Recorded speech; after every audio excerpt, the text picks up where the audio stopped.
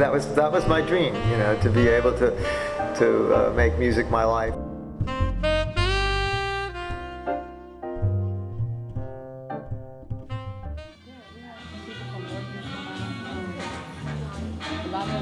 So we're listening to the music of Count Basie. Your test is the next time we meet. That's the next thing we do. Is Monday is your test. I have not graded the papers that you gave me on Monday. I started to, but I just didn't get finished. My name is Richard Samuel Fine. Everyone knows me by my middle name, Sam. A lot of the stuff we played, But it never really got recorded by anyone. I have a recording of it With strings and an orchestra. with the whole orchestra. What was it, the Towson Orchestra? Well, you can write me an email or something once you think about it. I want to know where it comes from, and what it was used for, or why. How do you know? Well, he wrote it for orchestra.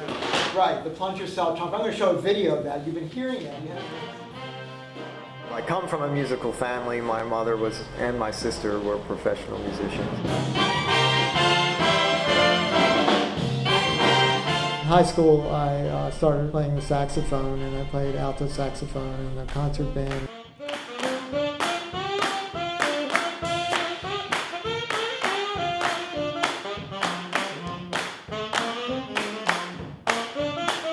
And when I got to college, when I was studying mathematics, I did play occasionally.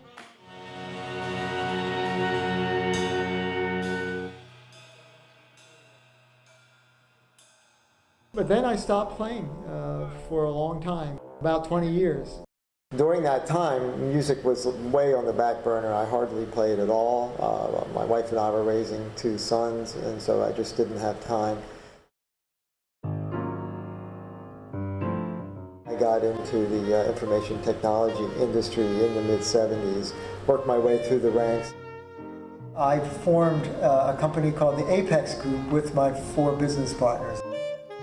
We basically facilitated the migration of the computing power from the centralized computer room, which is the way things were in the 80s and before, down to the desktop, so that everyone had computing power on their desktop. Things like email and text messaging and things like that, which were unheard of before, became commonplace as a result of what we did.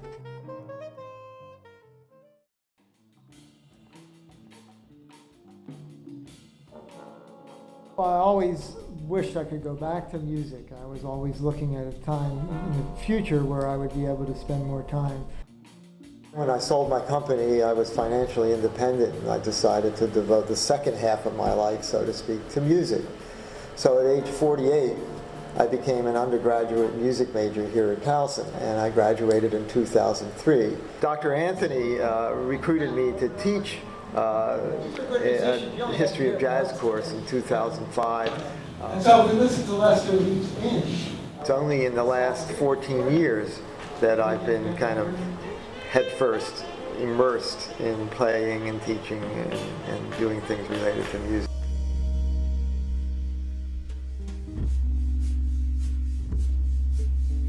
My sister, Susie, unfortunately died of ovarian cancer in 1996. She was a pianist, accompanist. She did her college work here at Towson. I think she has a lot to do with my motivation for music. I think about her a lot. I wish she were here because when she died, I was still in the business world and I wasn't doing music, and she really gave me a hard time about that. You know, you should keep playing, you should start playing again. So it wasn't so. Unfortunately, she never saw that I came back, and she would never imagine that I'd be sitting here in a classroom ready to teach a music class. It would have just totally blown her away. So I miss her.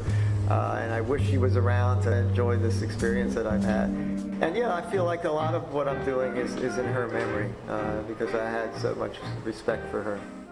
To think that I am at Towson as a music professor in the school where she went and worked, and it is just something that's just a dream come true, really. You notice once he had the ability to run away from his day gig years ago, notice what he decided to do.